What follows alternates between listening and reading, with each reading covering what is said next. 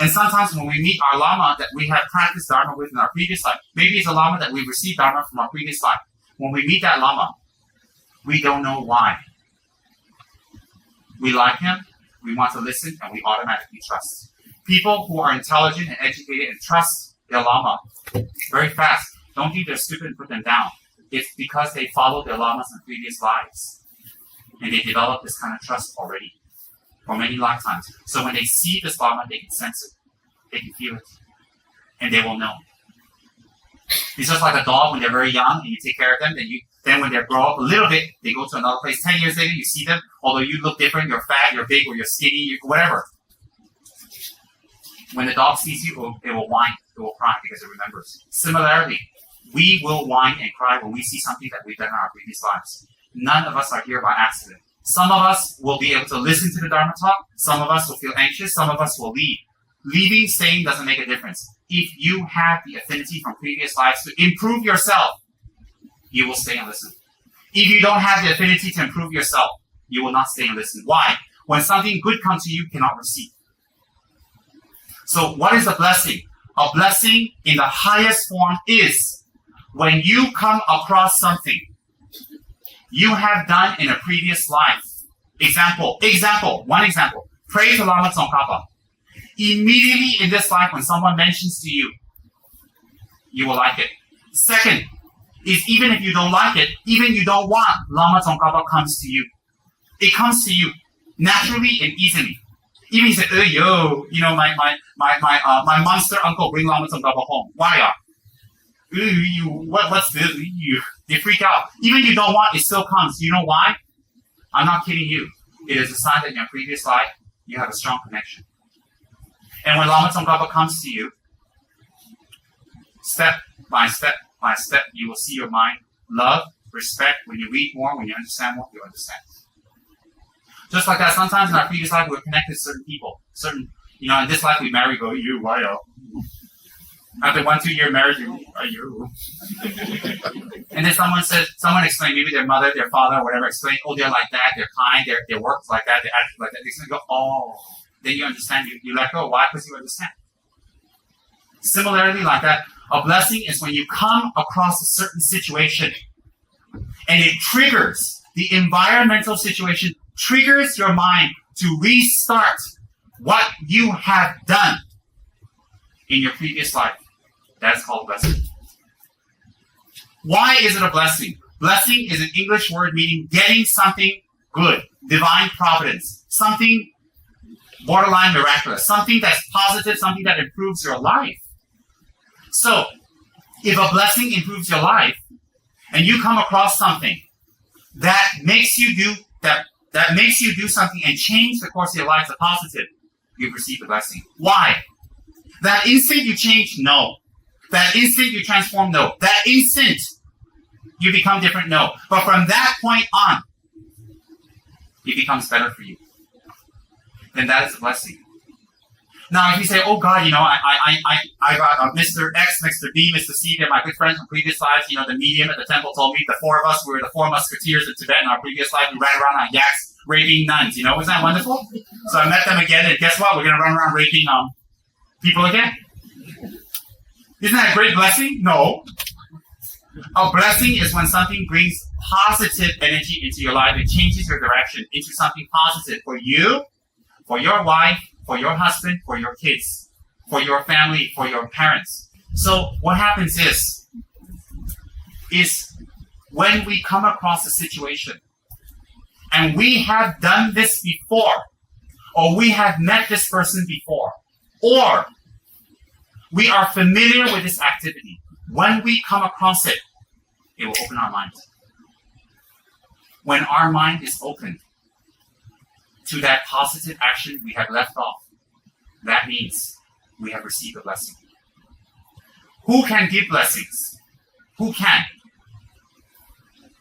People who practice great compassion. People who practice forgiveness. People who practice love. Love, what kind of love? Not love towards a family because that's biased. Love that is not based on getting something back from the other person. That type of love that is practiced by a person, those people can give you a blessing. I'll tell you why. An example of those people are like His Holiness the Dalai Lama. Her Holiness, Mother Teresa. When we come across these people, the great soul Mahatma Gandhi, when we come across these people, because of their selflessness, because of their dedication to others, because of their love of others, that they find that others are more important than themselves, and they have this energy within them. When we hear about them, when we see them, and when we see their activities, it moves us to tears. It resonates inside of us very deep. Do you know why? Because we have done something like this in the past. We have made prayers. We have aspired to something like this in the past. So therefore, when we have done this in the past, in the present, when we come across that, we will be moved. Well, some people say, I don't want to go to Dharma talk. I don't want to pray. I don't want to do meditation. I don't want to. Even when you don't want to, it's a sign that in your previous life you didn't do much, but you did enough that it still comes to you. Yes, why? Because you've done it. And if you've done Dharma practice in your previous life, you should be very proud and very happy. Not tell everybody like a big peacock, oh, I've done Dharma practice. But you should be very proud and say, I've done something good. Because if you say in my previous life, I was king, I was a minister, I was rich, I had 20 kids, so what? Animals can have 20 kids. And just because you're a king doesn't mean you're a good king. And if you're a beautiful lady in your previous life, look at yourself now.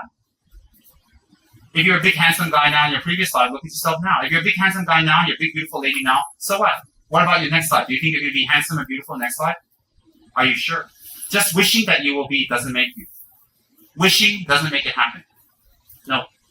So my point is this, is that if you've done something in your previous lives, and it's very strong inside of you, very strong, and you've done it for many lifetimes, from a very young age, when you're very young, you will start to be drawn towards this. Even if you're in an environment that's completely foreign to it, you will be drawn to it, you'll look for it, you'll want it, and anything you hear and anything you see about it will resonate inside of you very strong.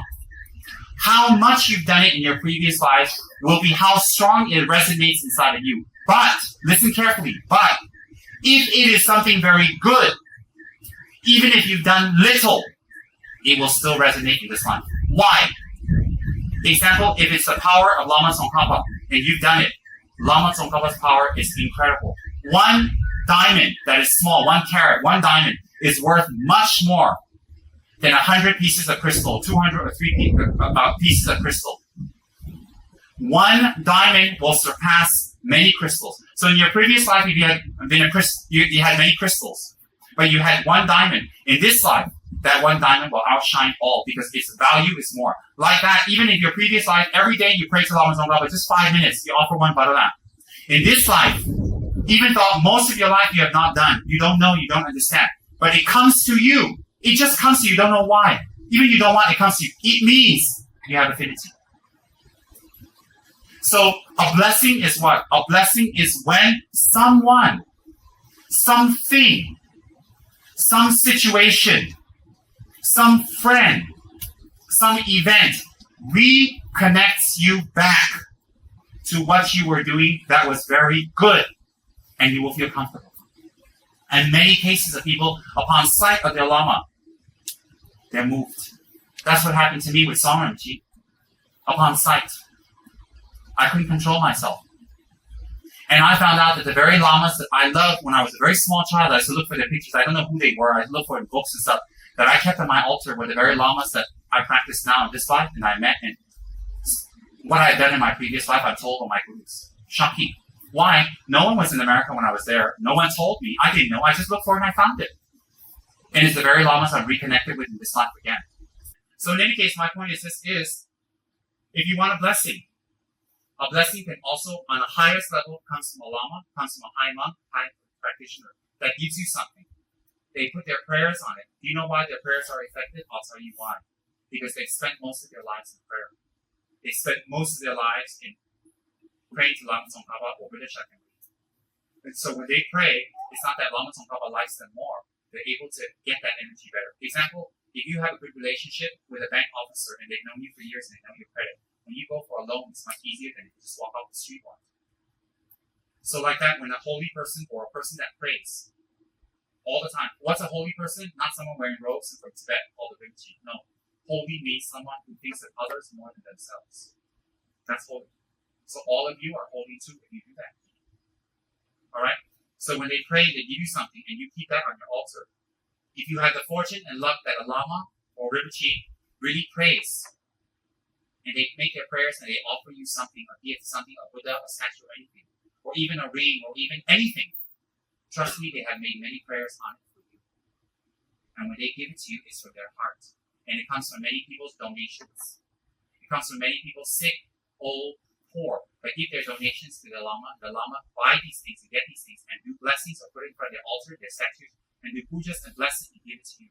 So if you had the great honor to receive something like that from your Lama, it is to change your destiny, it is to change your life, and it will bless you. If you are so silly and you refuse it or you think negative things, no bad things happen, no. But you delay what you're supposed to do, that's all, you just delay. So that comes from the highest. Our parents can bless us too. How do our parents bless us? Our parents show us by example their dedication and love and selflessness towards us. So when we open our hearts and our minds to our parents and we listen to them, they do make mistakes because they are humans. But most of the things they do don't make mistakes. And they gave us a head, they gave us a place to live, and they gave us love. And you know what? What's beautiful about parents? They accept us for what we are, and they push us to become more. So when we listen to our parents and we do good things, that's a blessing. Do you know why? Look at children who listen to their parents, and look at children who don't. When they grow up, they're very different people. They won't have good friends. People won't respect them. They'll be very lonely. And when they have children, their children won't listen to them. I'll tell you why. Not because of only karma, but because they have this energy of fighting, hostility, which will be felt. Even if the child comes from you, the child is another person. It's a different person. The body is from you, not the mind. Will be different. And so that can happen. And even a good friend. You know how we know a friend is good or bad? Let me tell you right now. If a friend is good, how is a friend good? When the friend encourages us to do good things, leads us to the right direction, and is happy when we do good things. When we do bad things, and they encourage our anger, they encourage us hostility, they encourage us to stay away, they encourage us to think negatively. That's not a good friend. No, that's not a good friend. Their words may be nice, but they're not good. Why? Maybe they're not very good at this moment, so they want more company in arms, more company in their sorrow. So they become like our friends, and they become close to us. Why? Because they themselves are a little naughty at this time. So they don't want to feel like they're the only one. They want to show others that see their right too. But that's temporary. All negative things are temporary. Positive things are permanent. Why is positive things permanent? Because we are pervaded by goodness in us. That's what the Buddha teaches innately, ultimately within us. We are good. We are good.